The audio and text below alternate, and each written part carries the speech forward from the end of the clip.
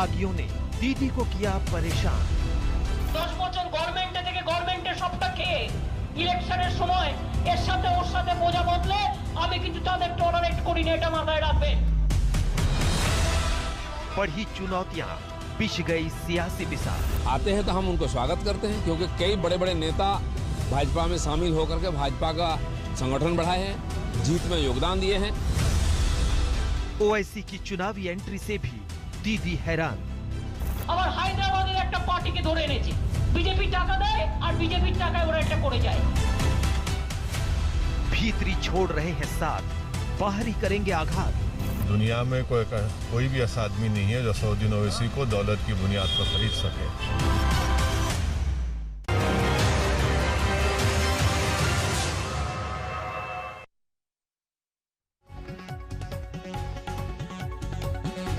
नमस्कार, आप देख रहे हैं हल्ला बोल। आपके साथ मैं हूं अंजना ओम कश्यप। आज हल्ला बोल में बात करेंगे बंगाल की। अगले साल चुनाव होने वाले हैं, लेकिन उससे पहले ममता बनर्जी को जोर का झटका लगा है। टीएमसी के नंबर 2 ममता बनर्जी के बेहद खास शुभेंदु अधिकारी ने विधानसभा से इस्तीफा दे दिया है चुनाव के पहले। माना जा रहा है कि 19 दिसंबर को, यानी जब अमित शाह बंगाल में होंगे, तब बीजेपी का दामन थाम सकते हैं। इस बीच ममता बनर्जी की चुनौतियां लगातार बढ़ रही हैं। असदुद्दीन ओवैसी ने भी बंगाल का चुनाव लड़ने की तैयारी कर ली है। तभी हम पूछ रहे हैं कि ओवैसी शुभेंदु की बिसात क्या ममता दे पाएंगी मात? ये रिपोर्ट, फिर चर्चा की शुरुआत।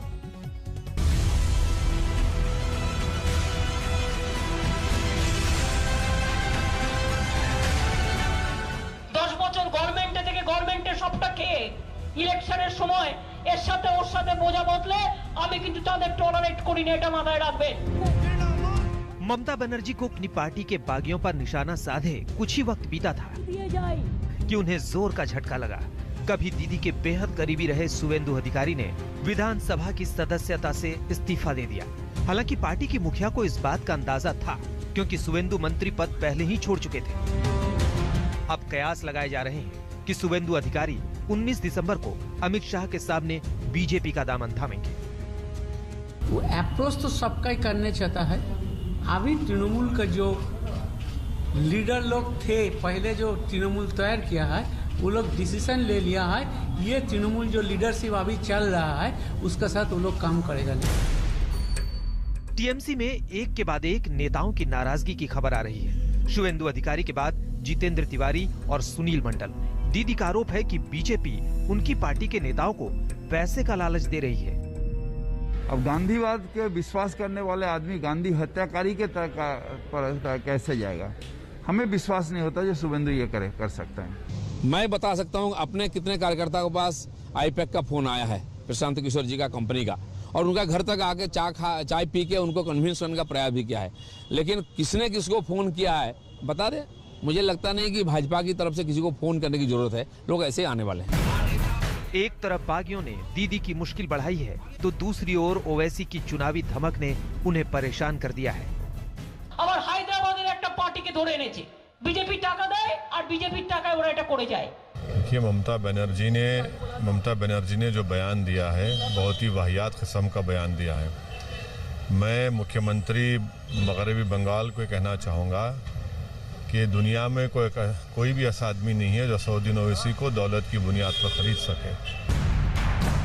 दरअसल पश्चिम बंगाल में ओवैसी के चुनाव लड़ने के फैसले ने दीदी को ठीक उसी तरह परेशान किया है जैसे बिहार में महागठबंधन की पार्टियों को परेशान किया था।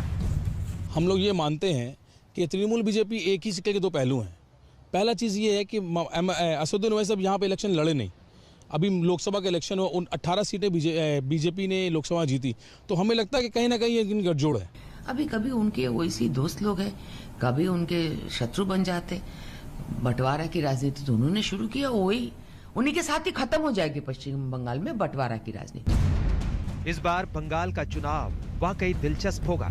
ममता तीसरी बार सत्ता में बने रहने के लिए जोर लगाएंगी। बीजेपी हटाओ, बांग्ला बचाओ। तो बीजेपी ममता से सत्ता हथियाने की कोशिश करेगी। तय मानिए, इस सीधी जंग में बड़ी भूमिका ममता के बागी और ओवैसी भी निभाएंगे। कोलकाता से मनोज लोईवाल के साथ आज तक ब्यूरो। और आइए चर्चा की शुरुआत करते हैं। गौरव भाटिया, राष्ट्रीय प्रवक्ता भारतीय जनता पार्टी के हमारे साथ जुड़ गए। वारिस पठान साहब, प्रवक्ता AIMIM के। Sangeet Ragi, political analyst. Doctor Shantanu Hussain, प्रवक्ता, हमारे साथ जुड़ रहे हैं।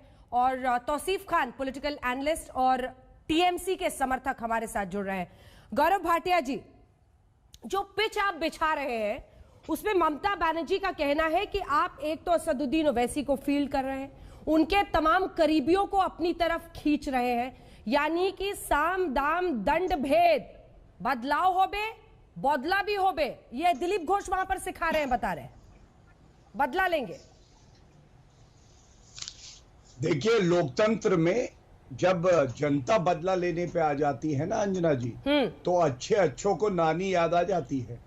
और आप मुझे बताइए, ये तो ऐसी ही वाक्य लग रहे हैं जैसे कांग्रेस बोलती है जब उनसे अपना घर नहीं संभलता और दूसरे लीडर छोड़ के जाते हैं तो वो कहती है भारतीय जनता पार्टी कर रही है। असल बात कुछ और है, मैं आपको बताता हूं। तो शुभेंदु अधिकारी से आप लोगों ने कोई बात नहीं की, वो अपने ही नाराज हो गए और शायद जब अमित शाह वहां जाएंगे तो बीजेपी ज्वाइन भी कर लेंगे। आप लोगों का इसमें कोई हाथ नहीं है या कमल नहीं? नहीं, मैं आपको एक बात बताता हूं, ये बात बिल्कुल स्पष्ट है। हाँ। कि आज भारतीय जनता पार्टी वो पार्टी है जिसके प्रति हर कोई आकर्षित है, क्योंकि हमारे पास मजबूत नेतृत्व है। नरेंद्र मोदी जी हैं, हमारे पास JP नड्डा जी हैं। JP नड्डा जी बंगाल गए, अमित शाह जी जाने वाले हैं, तो ये स्वाभाविक है कि बंगाल के लीडर ही नहीं, जनता भी आकर्षित हो। और उसकी वजह है क्योंकि हम स्वच्छ राजनीति करते हैं, हम विकास की राजनीति करते हैं। लेकिन एक मिनट के लिए बस समय दीजिएगा, ये है क्या मैं आपको बताऊं। आप ओवैसी जी का बयान सुनिए या ममता बनर्जी का, ये लोग ये खेल रहे हैं कि कौन बड़ा मुसलमान। असल में दर्द होगा ममता बनर्जी को। 10 साल से करीब करीब वहां पे ये मजहबी खेत लहलहा रहे थे और वहां पे फसल बोई जा रही थी नफरत की। अरे वो तो कह रहे हैं कि आपने प्लांट किया है, ओवैसी जी को आपने प्लांट किया है, जैसे बिहार में किया था और नुकसान पहुंचाया आपने महागठबंधन को, वैसे यहां पर भी वो आपकी टीम पे है। अच्छा, नहीं, ओवैसी जी तो ये कह रहे थे कि हमें भारतीय राजनीति की लैला समझ रखा है। अब मैं इतना ही कहूंगा, ओवैसी जी आप भारतीय राजनीति की है लैला और आपने भारतीय राजनीति को कर दिया है बहुत मैला, बहुत मैला, बहुत मैला। और अंजना जी, जहां उत्तर प्रदेश में हमारी 300 से ज्यादा सीटें आती हैं, लोकसभा में 300 से ज्यादा सीटें आती हैं, तो आपको लगता है कि हमें ये चरमराई हुई बैसाखी चाहिए?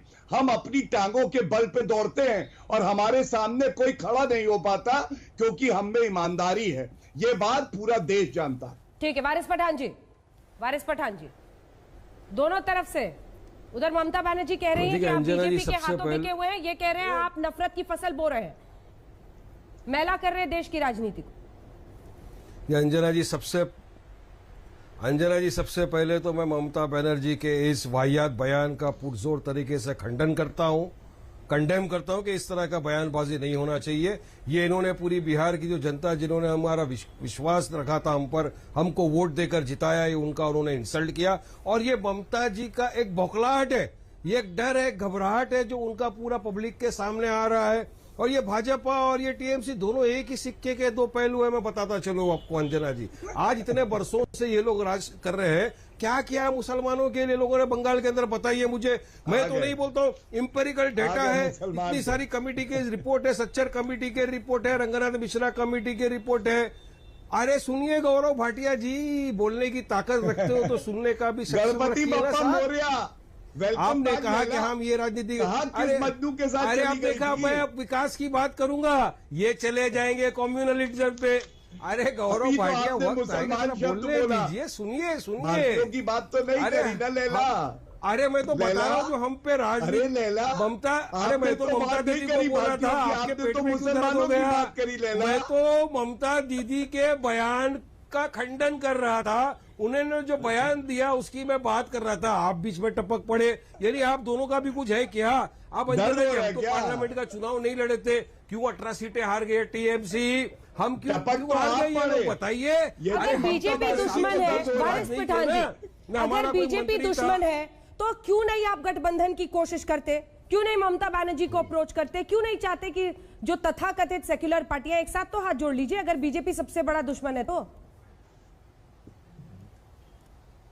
देखिए अंजना जी, हमारी पार्टी ने बिहार के वक्त भी बात किया था, क्या हुआ? कुछ नहीं। ये लोग वही अंडर एस्टिमेट करते हैं और बाद में फिर इल्जाम हम पे लगाते हैं, हम बी टीम में, सी टीम में, डी टीम में। अरे ये सब पुराना हो गया। बिहार का डेटा पब्लिक के सामने, पब्लिक के डोमेन में आप देख लीजिए कि किसका वोट कटा, किसके वोट कटे। अरे हम तो हमारी बल के ऊपर जीत कर आए ना 5 सीटों के ऊपर, और हम तो हैदराबाद के अंदर भी आए थे, बड़े बड़े नेता इनके रोड शो कर दिया, सर्जिकल स्ट्राइक करने वाले थे, हमने तो डेमोक्रेटिक स्ट्राइक कर दिया। 51 सीटों पे गौरव भाटिया साहब सुनिए, हमने हमारे 5 हिंदू भाई बहनों को भी टिकट दिया था, जिसमें से 3 हमारे हिंदू भाई बहन जीत कर आए, और आपका सर्जिकल स्ट्राइक का जवाब हमने डेमोक्रेटिक स्ट्राइक से दिया। और आपको वहां पे पता चल गया क्या है, हम लोग अपना नाम चेंज करने आए थे, क्या हो गया? टाइटा फिश वापिस जाना पड़ा। अब बंगाल है, डेमोक्रेसी ने आपको अधिकार दिया है लड़ने का, हमको भी अधिकार दिया है लड़ने का। आप लड़िए, आप रिलीजियस पॉलिटिक्स करिए, हम विकास की बात करेंगे। लोगों को विकास चाहिए, हम बताएंगे इंपेरिकल डेटा कि बंगाल के मुसलमानों को क्या मिला अब तक, बंगाल के दलितों को क्या मिला अब तक, हम पब्लिक के सामने लाएंगे। अरे पब्लिक हमको चाहती है, आज तक कोई ऑप्शन नहीं था। ममता जी अपने आप को समझ रही थी कि मैं ही सब कुछ हूं, उधर बीजेपी आगे बोले नहीं इनको वोट मत दो, इनको वोट मत दो। अरे पब्लिक को विकास चाहिए अंजना जी, और वो विकास सिर्फ मजलिस इत्तेहादुल मुस्लिमीन दे सकता है। बैरिस्टर असदुद्दीन ओवैसी की पार्टी विकास दे सकती है, जिसका जीता जागता सबूत है। आपने तो देखा हैदराबाद के अंदर, मैं तो गौरव भाटिया को सवाल पूछ पूछ के थक गया, जवाब नहीं दे रहे। बताइए मुझे कोई एक एमएलए जिसने अपने क्षेत्र के अंदर 14 स्कूलें खोली हो, 5 अस्पताल खोले हो, मेडिकल कॉलेज खोले हो, कोई नहीं है। मगर मेरे पास एक वैसा शख्स है, ओवैसी ब्रदर्स, जिन्होंने हैदराबाद में करके दिखाया। ठीक है, हम चाहते हैं कि देश में हम इसी तरह तौसीफ खान साहब, आपने असदुद्दीन ओवैसी का ट्वीट पढ़ा है, काम करें हम लोग, ठीक है, मगर ये लोग ठीक है। एक बार तौसीफ खान साहब, आपने असदुद्दीन ओवैसी का ट्वीट पढ़ा है जो ममता बनर्जी के इस बयान पर उन्होंने लिखा है। उन्होंने लिखा है कि अब तक आपको आदत थी हाँ में हाँ मिलाने वाले मीर जाफर और सादिक की, आपको मुस्लिमों से, ऐसे मुस्लिमों से नफरत है जो अपने दिल की बात करते हैं, जो आपके हाँ में हाँ मिलाए, वही आपको चाहिए। और इसीलिए वो कह रही हैं कि ये जो वोट कल्चर, उन्होंने लिखा है कि ये जो वोट कल्चर आपने चला रखा है, मुस्लिमों के मसीहा बने हुए हैं, उसको वो चुनौती दे रहे हैं। देखिए, हर कोई पार्टी अपना अपना एजेंडा लेकर के आती है, चुनाव में अपना अपना इश्यूज खड़ा करती है।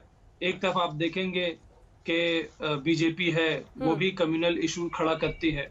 दूसरा, आपने ट्वीट का रेफरेंस दिया, वहां पे भी कम्युनल इशू ही मुद्दा ही दिखता है। आप देखिए कि ममता बनर्जी क्या कहकर लोगों से वोट मांगती है। क्या ममता बनर्जी ये कहती है कि मैं ममता बनर्जी हिंदू हूं, मुझे वोट दो? वो ऐसे नहीं कहती। ममता बनर्जी ने अपने 10 साल का रिपोर्ट कार्ड इशू किया, पिछले हफ्ते प्रेस कॉन्फ्रेंस हुआ, और पिछले 2 हफ्ते से द्वारे सरकार प्रोग्राम चल रहा है, यानी कि घर घर जाकर के तृणमूल के कर्मचारी पार्टी की उपलब्धियों को, पार्टी की काम काज को बता रहे हैं, अपना रिपोर्ट कार्ड पेश कर रहे हैं। और ये बंगाल के हम हैं और बाकी बाहरी हैं, ये क्या होता है? मैं उत्तर क्या हिंदुस्तान में रहते हुए कोई बाहरी हो जाता है दूसरे राज्य का? नहीं, बाहरी किस सेंस में? देखिए, बाहरी ऐसे हो जाते हैं, बंगाल को गुजरात नहीं बनने दूंगी, ये क्या होता है? देखिए, बाहरी वो नड्डा चड्डा बड्डा पड्डा, ये क्या होता है? देखिए, नड्डा चड्डा वड्डा जो उन्होंने बोला है, उससे पहले आपको अंजना जी शायद लगता है कि मालूम नहीं, क्योंकि मीडिया में इसको सेंसिटाइज भी किया गया था कि दिलीप घोष ने पर्सनल रिमार्क किया था ममता बनर्जी पे, बहुत ही आपत्तिजनक स्टेटमेंट दिया था उन पे, पर्सनल एक गाली दिया था, जिसको लेकर के मीडिया, इतनी बुरी बात थी कि मीडिया में उस बात को रिपीट नहीं किया गया। बोलिए क्या उनके इस स्टेटमेंट का खंडन किया? नहीं खंडन किया। इन्हें यह तो सुनाई देता कि जेपी नड्डा साहब को उन्होंने नड्डा चड्डा कह दिया, लेकिन उन्हें यह नहीं सुनाई देता कि उन्होंने एक महिला पे किस तरह का शब्द यूज किया, और वो भी ऐसे जो कि बीजेपी स्टेट के चीफ है। ऐसे नेता ने ऐसी बात कही है, जो आए दिन कहते हैं मारपीट होगा, शमशान बना देंगे, ये कर देंगे, वो कर देंगे, बदला लेंगे। ये क्या तरीका है? ठीक है, रागी साहब से एक कमेंट ले लेती हूं, फिर आपकी बात का जवाब डराते कि मुसलमान से डरो। बंगाल में भी हिंदू मुस्लिम करके ही जीतेंगे संगीत रागी जी, बंगाल में भी हिंदू मुस्लिम करके, इसीलिए असदुद्दीन ओवैसी का आना सूट करता है। देखिए, अभी तक तो नैरेटिव यही विमर्श यही रहा है कि मुस्लिम वोट बैंक है वो सेकुलर है, इसका उसमें डिवीजन नहीं होना चाहिए। वोट बैंक कॉमनल है, इसलिए उसका डिवीजन होना चाहिए। ममता बनर्जी ने आज ही कहा है कि भाई मुसलमानों का वोट जो है वो तो ओवैसी ले जाएगा, हिंदुओं का वोट बीजेपी को जाएगा, तो मैं क्या कच्चा केला चबाऊंगी। यानी वो पहले से मान करके ये चलती है, ये पहले से मान करके चलती हैं कि मुसलमानों के वोट बैंक पर उनका अधिकार है। देखिए, राजनीति का अपराधीकरण ऐसे ही हुआ था। पहले पार्टियां अपराधियों को अपने वोट के लिए बंदूक चलाने के काम सिखाती थी और अपने लिए वोट इकट्ठा करवाती थी। बाद में अपराधियों को लगा कि अरे जो मैं दूसरों के लिए लूटता हूं वो अपने लिए क्यों नहीं बूथ लूटूं, तो राजनीति में आ गए। इसी तरह से कांग्रेस पार्टी ने रेडिकलिस्ट इस्लामिस्ट लोगों को खड़ा किया, नए कई जिन्नाओं को खड़ा किया, हर प्रदेश में जिन्नाओं को खड़ा किया। अब उन्हीं में से एक ओवैसी निकल गए, उन्होंने पांव पर खड़ा किया था। अब ओवैसी जो है वो हर जगह जो जाकर के सेकुलर वोट में दरारें डाल रही हैं। वो अपने लिए, राजनीति हमेशा अपने लिए किया जाता है। और आप लोग ताली पीट रहे हैं क्योंकि जितना जिन्ना बोलिएगा उतना आप हिंदुओं को एक तरफ ध्रुवीकरण कीजिएगा, है ना? नहीं, देखिए इसीलिए ताली पीट रहे हैं ना आप। देखिए अंजना जी, बंगाल की संस्कृति के बारे में अभी बात की जा रही है। बंगाल के हिंदुओं ने नोआखाली को देख करके बंगाल का विभाजन स्वीकार किया था। उनको क्या पता था कि उसी बंगाल की धरती पे मालदा भी होगा, बसीर घाट पर भी होगा, जहां पर गाजर मूली की तरह हिंदू काटे जाएंगे। उसी बंगाल की धरती पर दुर्गा पूजा की प्रतिमा विसर्जित नहीं की जाने दी, उसी बंगाल की धरती पर प्रतिमा विसर्जित नहीं की जाने दी जाएगी। उसी बंगाल की धरती पर वहां मुसलमानों के लिए, जिन लोगों ने बंगाल का विभाजन किया, उनके इमामों के लिए वेतन मुहैया कराया जाएगा।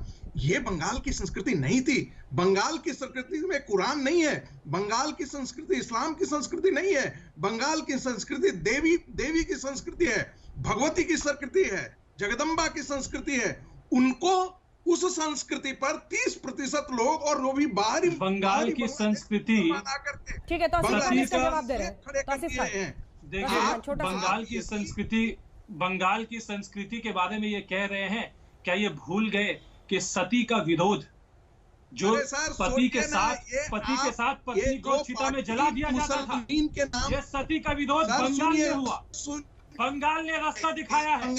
आप बंगाल को आकर बंगाल के मुसलमानों से नहीं है कि कल्चर, बंगाल की संस्कृति, बंगाल के मुसलमान चाहते तो बंगाल सती का विरोध बंगाल के मुसलमानों ने कहाँ हुआ, देश के लिए वोटिंग किया था, हमें भूलना नहीं चाहिए। 1947 में इस देश का विभाजन में सबसे ज्यादा बंगाल ने जो भी दुष्ट व्यवहार और इन्हीं मुसलमानों ने मुस्लिम लीग को वोट किया था, उनको खत्म किया। आप कहते हैं रविंद्रनाथ टैगोर ने जनगण मन बदल दो, नोआखाली नेता कहते हैं जनगण मन बदल दो, नोआखाली के बाद एक एक करके मालदा में आप वही काम कर रहे हैं, बसीर घाट में आप वही काम कर रहे हैं।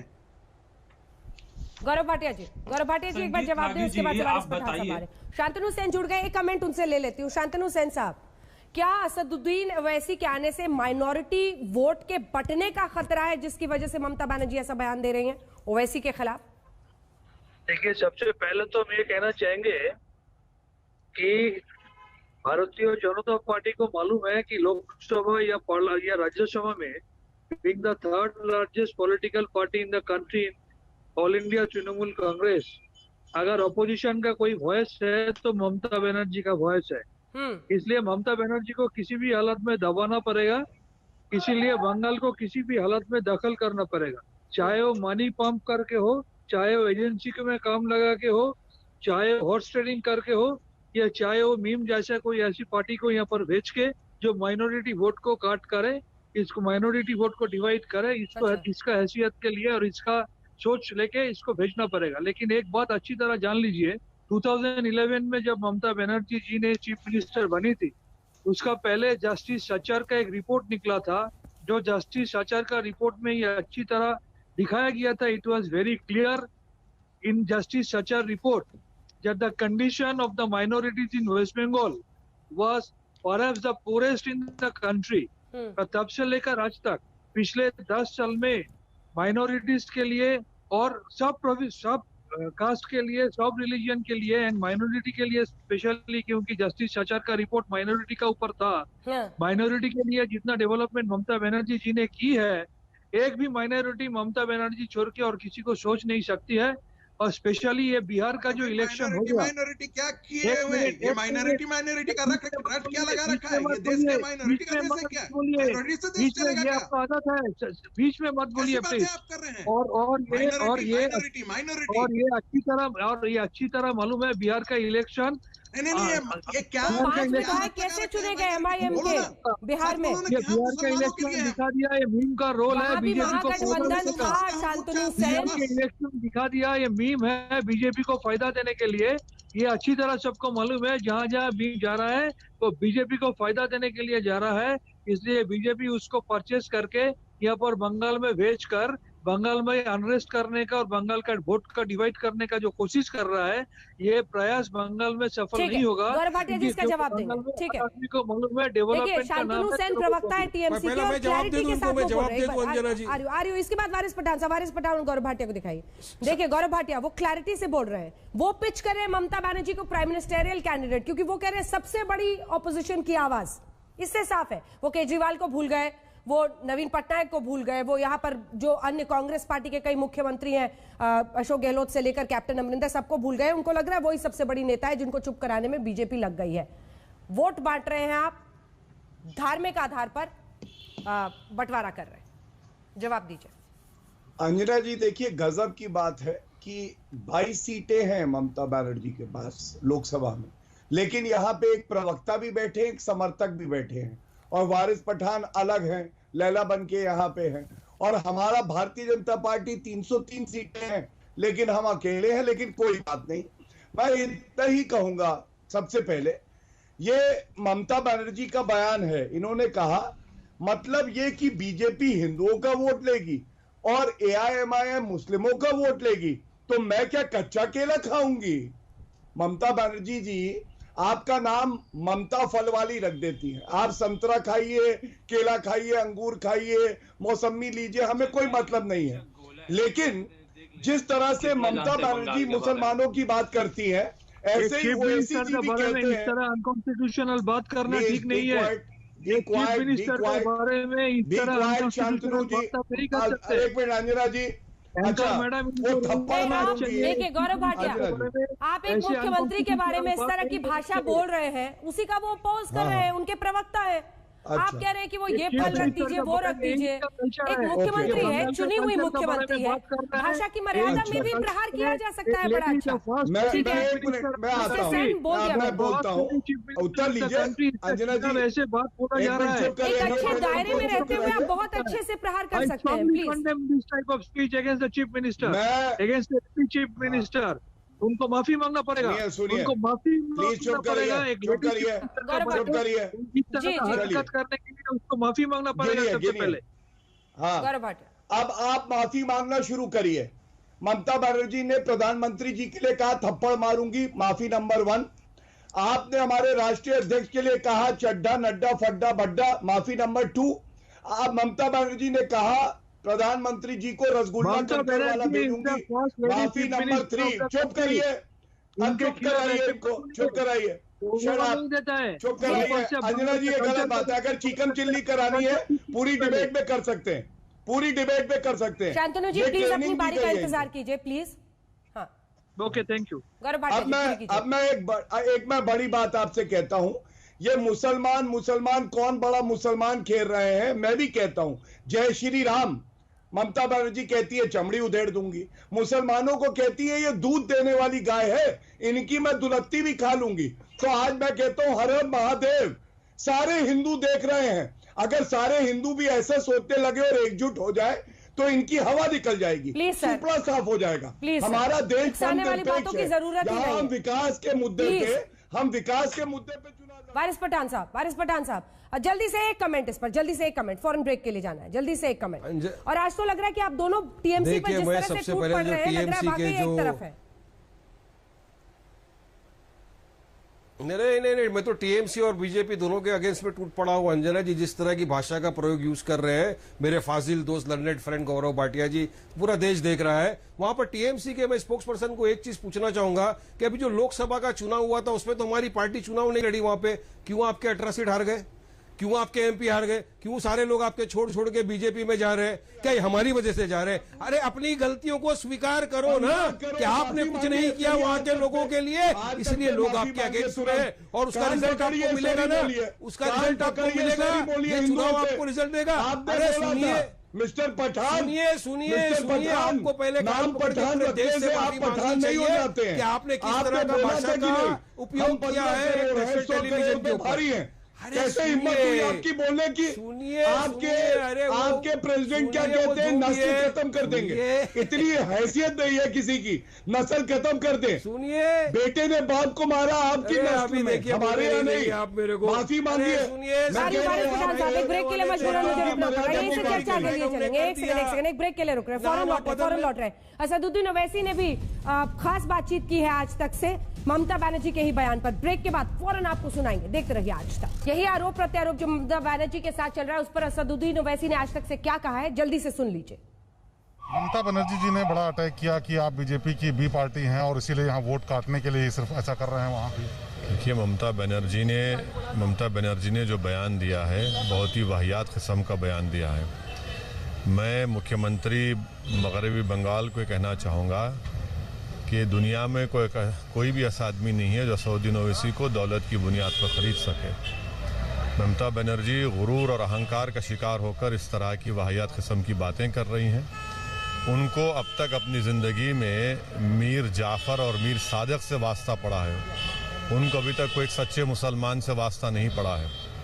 अब उनको मालूम होगा कि चापलूसी की जो सियासत वो कर रही है और मुसलमानों को उन्होंने कुछ नहीं दिया, बंगाली मुसलमानों को, इसीलिए वो इस तरह की बकवास कर रही हैं। और ममता बनर्जी को समझना चाहिए कि मगरबी बंगाल का वोटर किसी की जागीर नहीं है और उन्होंने बिहार के जो वोटर्स ने हमको वोट दिया उनकी तौहीन की है और उनको इस बात का नोट लेना चाहिए। और ये इनको ज़ेब नहीं देता था कि एक मुख्यमंत्री के अजीम ओहदे पर रहते हुए इस तरह की वाहियात किस्म की गुफ्तगू करें।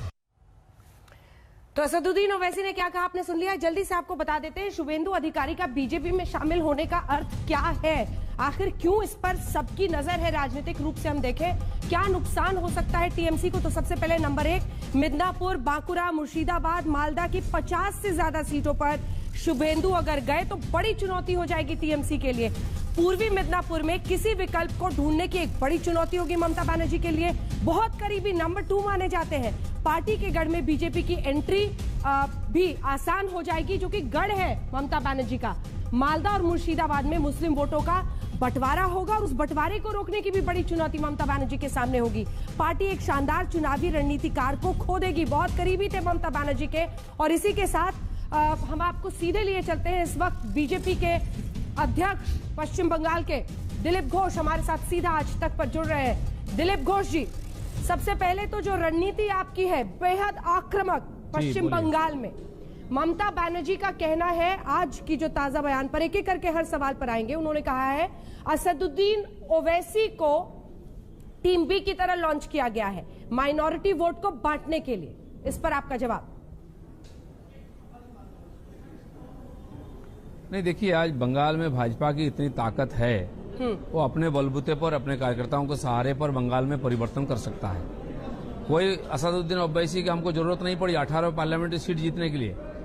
40% से ऊपर वोट बंगाल के सामान्य जनता ने हमको दिया है और इसमें हमारे 132 कार्यकर्ताओं की बलिदान हुई है, जिनकी राजनीतिक हत्या हुई है, और लगभग 28,000 केसेस हम लड़ रहे हैं।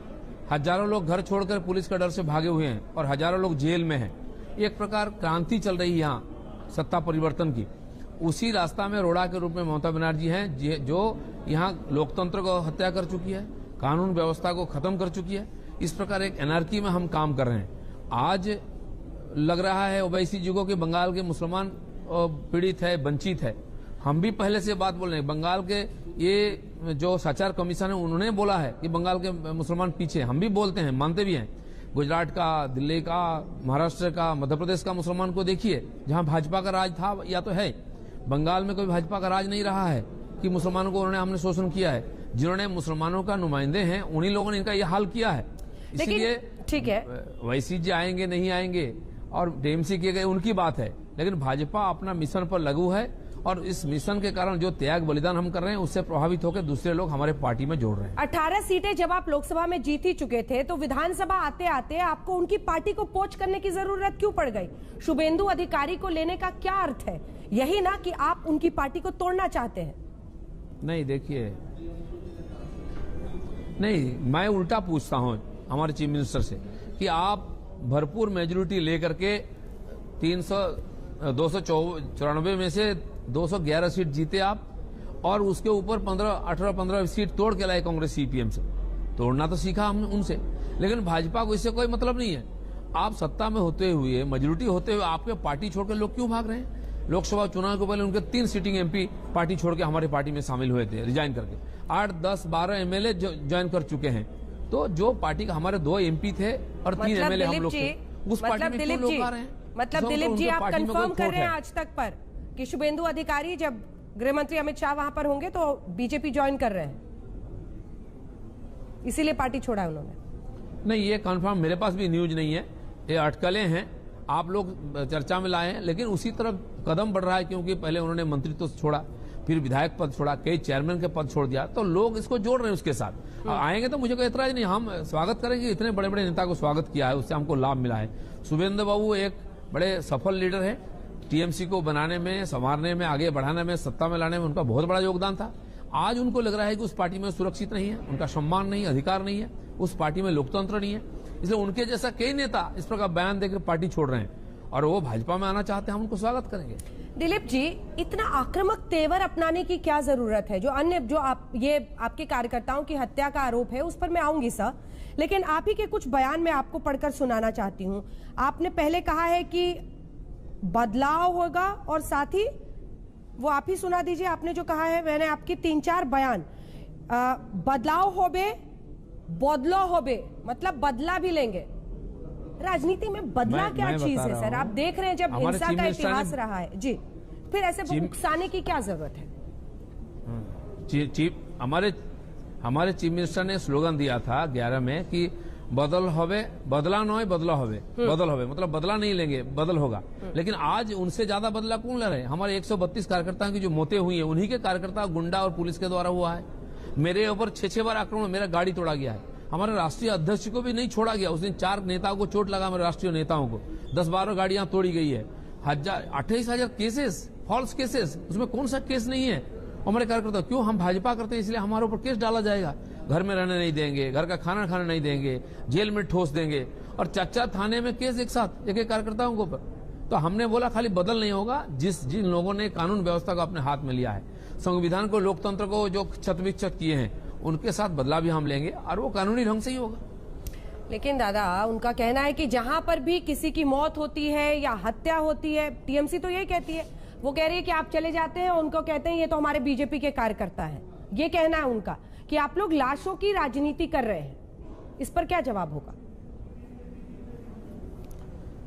नहीं, लाश की राजनीति तो ममता बनर्जी ने किया है। जंगल महल में 200 किलोमीटर दूर कोई मारा जाता था, उसका लाश लेके कलकत्ता में जाम करते थे, रोड जाम करते थे। हमने इस प्रकार राजनीति नहीं की है। हमने आरोप लगाया है, एक नौजवान कार्यकर्ता 22 साल का, उसको मार के पेड़ में टांग दिया जाता है, और उस लाश के नीचे एसपी खड़ा होकर बोलता है एक सुसाइड केस है। ना लाश को उतारा गया, ना हाथ लगाया गया, ना पोस्टमार्टम किया गया। और एक नहीं है, एमएलए को मार दिया गया है, एक से नेताओं को मारा जा रहा है। एक दिन हर 2-3 दिन में एक घटना होती है। दुर्गा पूजा के समय भी 6-6 लोगों की हत्याएं हुई है। तो अगर हम आरोप लगाते हैं कि बेबुनियाद, और एक का भी सजा किसी का हत्याकारी को नहीं हुई है। हर रोज यहाँ बलात्कार और हत्याएं होती महिलाओं की, किसी पर ना तो चार्जशीट है, ना तो किसी को सजा है। इसका मतलब ये सरकार की पॉलिसी बन चुकी है, भय पैदा करके, हिंसा करके सत्ता पर काबिज रहना। आप कह रहे हैं कि सरकारी तंत्र, अफसर सब जानबूझकर बीजेपी को टारगेट करते हैं या बीजेपी को किसी ना किसी तरीके से नुकसान पहुंचाते हैं। वो तो कहती है कि राज्यपाल तक बीजेपी की भाषा बोल रहे हैं। नहीं, जो बात इस यहाँ किसी को उठाने की हिम्मत नहीं है, आपका मीडिया को भी हिम्मत नहीं है। उनको उठाकर रात 12 बजे थाना में बंद कर दिया जाता है, 6-6 घंटा उनका पूछताछ किया जाता है बिना मतलब का। क्या इशू था? नहीं, जो अम्फान का तूफान आया उसमें 1000 करोड़ रुपया प्रधानमंत्री चीफ मिनिस्टर को दिया था, वो पैसा लूट गया, टीएमसी के जितने कार्यकर्ता का खाते में चला गया। ये विषय उठाया किसी मीडिया ने, उनके ऑफिसर को लेकर रात भर थाने में बंद करके उनको पूछताछ किया गया, कुछ नहीं है। तो इस प्रकार डराने का जो डर का वातावरण बना है, किसी ने उसका और खंडन नहीं करता, कोई आवाज नहीं उठाता है। अगर गवर्नर यहाँ आकर के वो संविधान का प्रतिरूप है, वो इस प्रकार विषय पर उंगली उठाते हैं तो उसमें दोष क्या है? इनके पास उसका कट नहीं है। उनको व्यक्तिगत रूप से आक्रमण करते हैं, अपमानित करते हैं, उनके बारे में क्या क्या भाषा प्रयोग करते हैं, खुद ममता बनर्जी करती हैं। तो यहाँ तो मैंने सौजन्य भी नहीं है, नीति भी नहीं है, संविधान नहीं है, लोकतंत्र कुछ भी नहीं है। और इसलिए इस परिस्थिति में हम काम कर रहे हैं तो हमारी भाषा मीठा निकलेगा, ऐसा कैसे उम्मीद कर सकते हैं आप? लेकिन आप ममता बनर्जी को कई वर्षों से देख रहे होंगे दिलीप घोष जी। एक सवाल आपसे पूछती हूँ, देखिए राजनीति तो होती रहती है लेकिन उनकी भी एक संघर्ष की राजनीति रही है। वाम दलों के गढ़ को उन्होंने किस तरह से ललकारा, चुनौती दी, सत्ता में आई, लगातार एक लोकप्रिय मुख्यमंत्री के तौर पर वहां पर रही।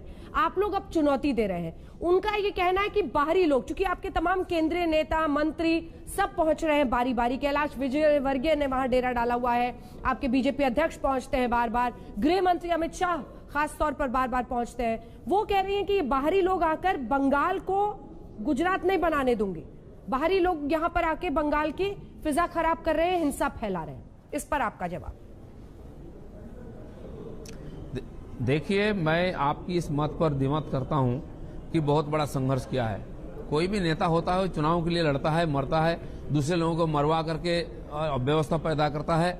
एक विशेष परिस्थिति के कारण वामपंथियों के ऊपर लोग इतने नाराज थे, उनकी राज भी ऐसी घिनौना, ऐसे हिंसक था, उससे बचने के लिए लोगों ने दूसरे उनको माध्यम के रूप में लिया। ना तो ममता बनर्जी का कोई विचार है, न कोई कार्य पद्धति है, ना कोई संगठन है, ना कोई लोकतांत्रिक व्यवस्था है, पार्टी में कोई लोकतंत्र नहीं है।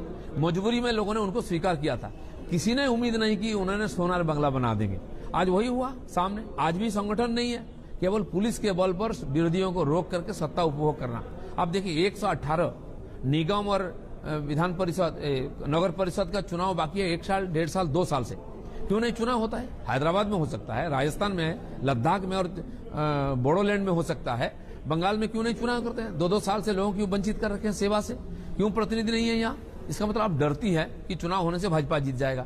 जो लोकतांत्रिक व्यवस्था को सम्मान नहीं देती है, सुरक्षा नहीं देती है, उनको क्या किया जाए? तो इस प्रकार एक राज्य में हम राजनीति कर रहे हैं और हमारा राष्ट्रीय पार्टी है, हमारे राष्ट्रीय नेता नहीं आएंगे, प्रधानमंत्री नहीं आएंगे, राष्ट्रीय अध्यक्ष नहीं आएंगे, होम मिनिस्टर नहीं आएंगे, उनको बाहर ही कहा जाएगा। और बांग्लादेश से रोहिंग्या बांग्लादेशी आ रहे हैं, घुसपैठिया मुस्लिम आ रहे हैं, वहां के अभिनेताओं को ला करके यहाँ प्रचार कराएगा लोकसभा चुनाव में। वो बाहरी नहीं है। यहाँ शाहरुख खान आकर के ब्रांड एम्बेसडर बनते हैं, वो बाहरी नहीं है क्या? प्रशांत किशोर जी यहाँ स्ट्रेटेजी मेकर हैं, वो बाहरी नहीं है क्या? बंगाल के लोगों पर जिनका भरोसा नहीं है वो इस प्रकार बोलते हैं। चूंकि आपने रोहिंग्यास का जिक्र किया, CAA-NRC को आप लोग सबसे बड़ा वहां मुद्दा बनाने की कोशिश में है। कई बार आप लोगों ने उसके, जब उसके विरोध में लोग सामने आते हैं तो कई बार भाषाई हिंसा, मैं आप ही के कई बयान देख रही थी जिसमें आपने एक बार कहा कि हाथ पैर तोड़ देंगे, hands, legs, ribs and heads will be broken. ये क्या है सर? आप बीजेपी अध्यक्ष हैं बीजेपी के। नहीं, वो हमारे कार्यकर्ताओं को खून करके नहीं, वो हमारे कार्यकर्ताओं को मार के पेड़ में लटका सकते हैं और मैं इतना बोल भी नहीं सकता हूं कि आपका हाथ पांव तोड़ दूंगा। गुनाह मेरा है, जो खून करते हैं उनका गुनाह नहीं, उनको रस्सी से बांधना चाहिए, कोई उंगली नहीं उठाता, एक FIR नहीं होता है। और दिलीप घोष इसका प्रतिवाद में बोला तो दिलीप घोष गुनाहगार हो गया। हमने कोई कॉन्ट्रैक्ट लिखा है क्या? जो भी होगा मान लेंगे। हमने लोकतंत्र प्रतिष्ठा करने के लिए आए हैं। हमारे कार्यकर्ताओं का जिंदगी को सुरक्षा देना भी हमारी जिम्मेदारी है और उसके लिए हमारे पार्टी के संस्थापक डॉक्टर श्यामा प्रसाद मुखर्जी ने यह बोला है कि अन्याय का प्रतिवाद करो, प्रतिरोध करो, जरूरत पड़ने से प्रतिशोध लो। हम श्यामा प्रसाद का भाषा समझते हैं, दूसरे को भाषा को नहीं अमल देते हैं। एक आखिरी सवाल, आपकी पार्टी के अध्यक्ष, गृह मंत्री सब कह रहे हैं अब की बार 200 पार। आप वहां जमीनी हकीकत देख रहे हैं, कितना पार? और क्या मैं, अगर ऐसी परिस्थिति बनती है तो मुख्यमंत्री के दावेदार होंगे आप? हमारे तत्कालीन राष्ट्रीय अध्यक्ष सम्मानीय अमित भाई ने यहां हमको टारगेट दिया था 21 सीट, 50%, 42 में से, और हमने जी जान लगाया, 18 जीता है। हमारे राष्ट्रीय नेता बोल देते हैं, उसके लिए हम जान लगाने के लिए तैयार हैं। तो 2-3 सीट थोड़ी थोड़ी वोट से हम हार गए क्योंकि पहले बार हम लड़ रहे हैं। और इस बार उन्होंने बोला 200 सीट, 201 होगा, 199 नहीं होगा, और ये हम करके दिखाएंगे, उसके लिए जी जान लगा देंगे, और करके दिखाया हमने। और चीफ मिनिस्टर की बात है, पार्टी की एक विशेष पद्धति है, उसके अंदर पार्टी को जिताने का जिम्मेदारी हमको पार्टी दिया है, वो हम करेंगे। हमारे लाखों कार्यकर्ता दिन रात जी जान लगा के काम कर रहे हैं। बंगाल के जनता का विश्वास हमने जीता है, उनका आशीर्वाद हमें मिला है। इसी भरोसा से हम बोल रहे हैं कि 200 सीट पार कर देंगे। दिलीप घोष जी, आज तक पर जुड़ने के लिए और तमाम सवालों का जवाब देने के लिए आपका बहुत बहुत धन्यवाद। धन्यवाद। तो दिलीप घोष जी हमारे साथ बीजेपी अध्यक्ष जुड़े हुए थे सीधा पश्चिम बंगाल से, जिन्होंने कहा कि 201 हो सकता है, 199 नहीं, और हर बात पर उन्होंने वैसी और शुभेंदु की बिसात क्या ममता दे पाएंगी मात। इसी पर हल्ला बोल में आप देख रहे थे चर्चा, देखते रहिए आज तक। नमस्कार, मैं हूं अंजना ओम कश्यप। हमें उम्मीद है ये वीडियो आपको पसंद आया होगा। लेटेस्ट खबरों के लिए यूं ही देखते रहिए आज तक, और इस वीडियो के पसंद आने पर लाइक, शेयर एंड सब्सक्राइब करना ना भूलें।